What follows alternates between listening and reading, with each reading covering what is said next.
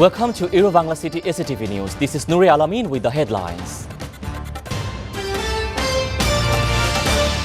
Prime Minister will address the high-level general debate of the 76th UN General Assembly today. UN Secretary General highly praised Prime Minister Sheikh Hasina for the development of Bangladesh, calling it a miracle. RT-PCR labs to conduct COVID-19 tests will start operation at Hazrat Shah Jalal International Airport tomorrow.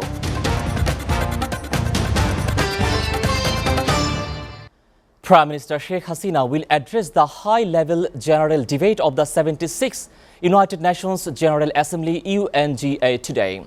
The Prime Minister's speech will dominate the issues of Rohingya, climate change and post-COVID-19 economic recovery, concerned, the officials said.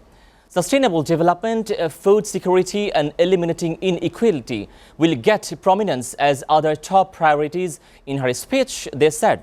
The Prime Minister attended the first day of the UNGA General Debate on September 21st. This is scheduled to end on September 27. Sheikh Hasina will deliver her speech in Bangla like the previous year, following the footprint of her father and father of the nation, Bangabandhu Sheikh Mujibur Rahman. This will be the 18th time the Premier is going to address the UNGA session in Bangla.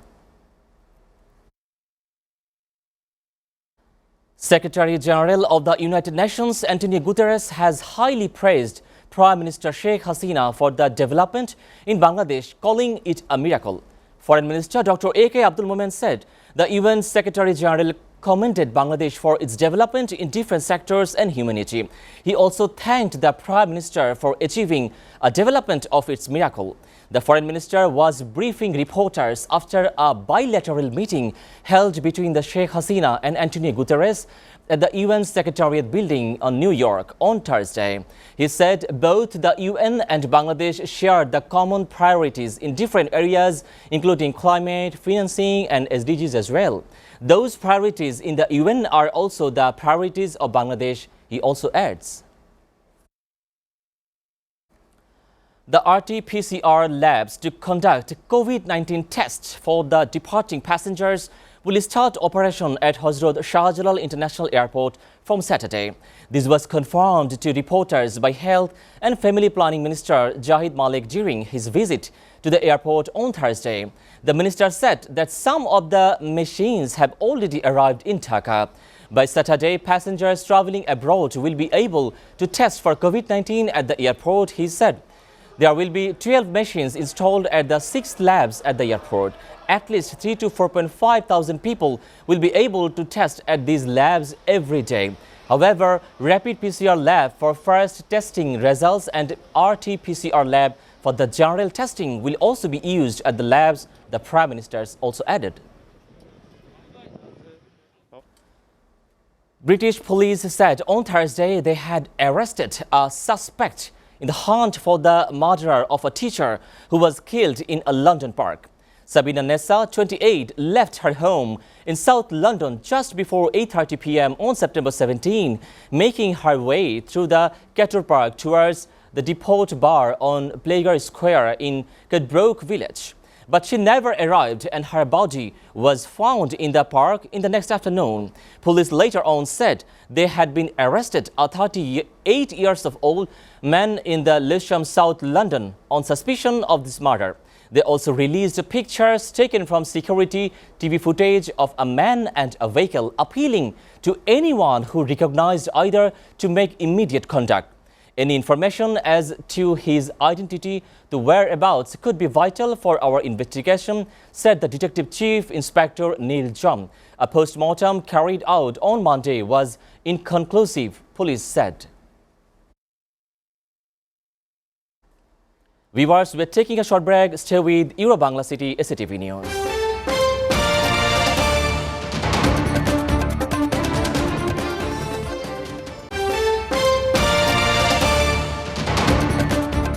Welcome back, and you are watching Bangla City SATV News.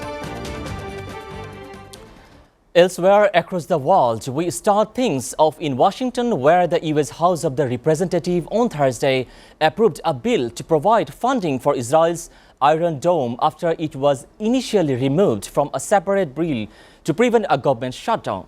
The massive $1 billion in funding for the aerial defense system had been included in the must-pass legislation that the House brought up earlier in the week. But the provision was removed from the final version to appease a group of the progressives who urged they would sink the legislation unless that funding was struck from it.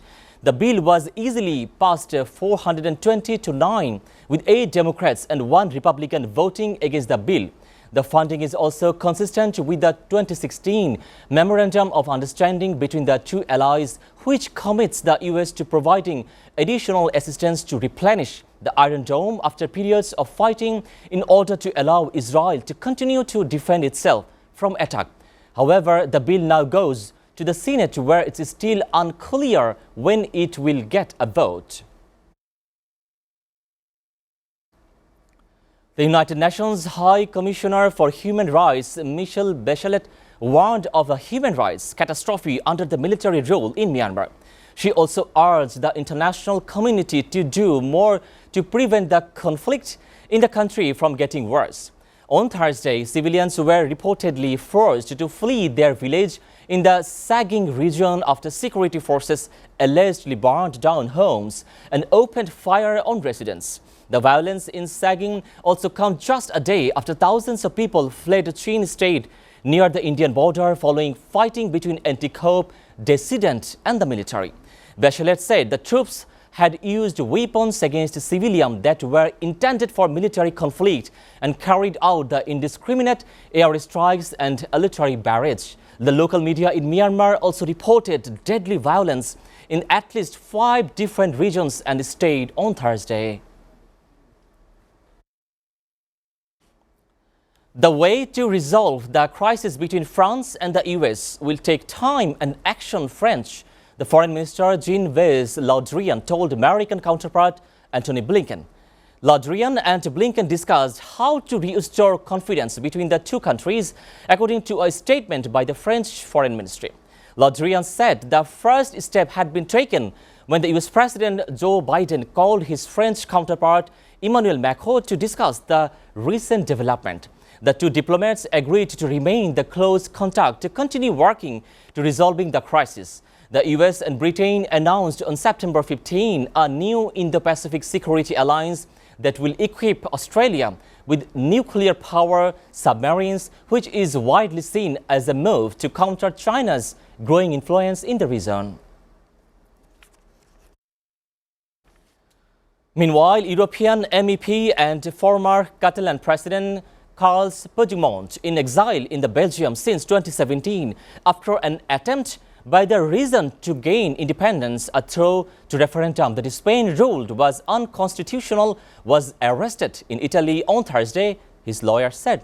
The European MEP was expected to appear the court of the Friday at a hearing that could see him extradited to Spain to face sedition charges.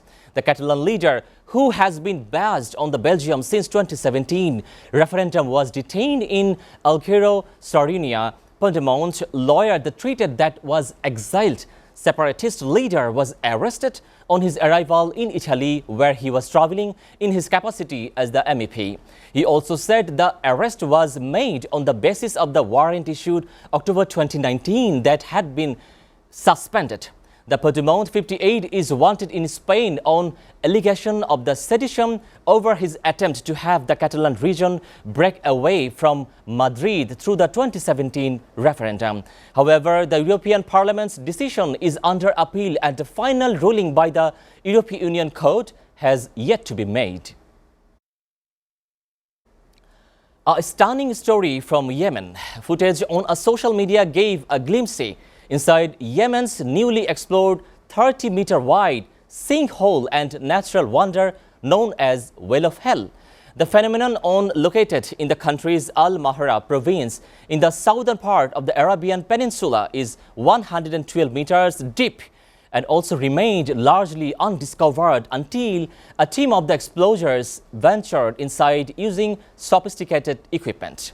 The exploration team found snakes, frogs, birds, as well as the pearls at the bottom, which light waterfalls surrounding some parts of the cave. For many years, the natural wonder has been a topic of mystical tales among the residents.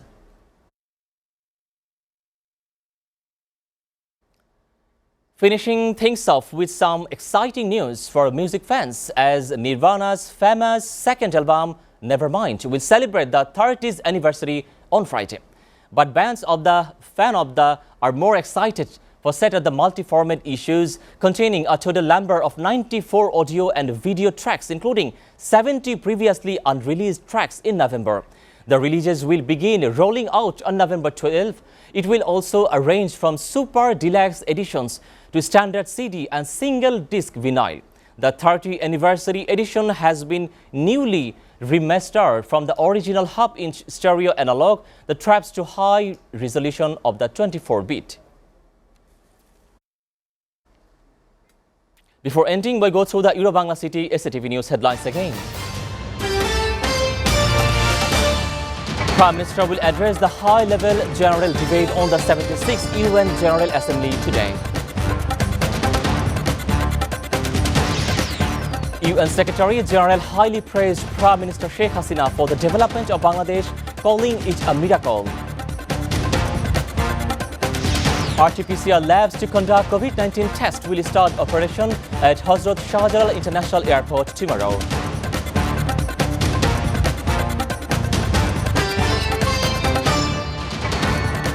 You are up to date with the Euro-Bangla City SATV News, and to know the latest news, visit www.satv.tv. Stay with SATV.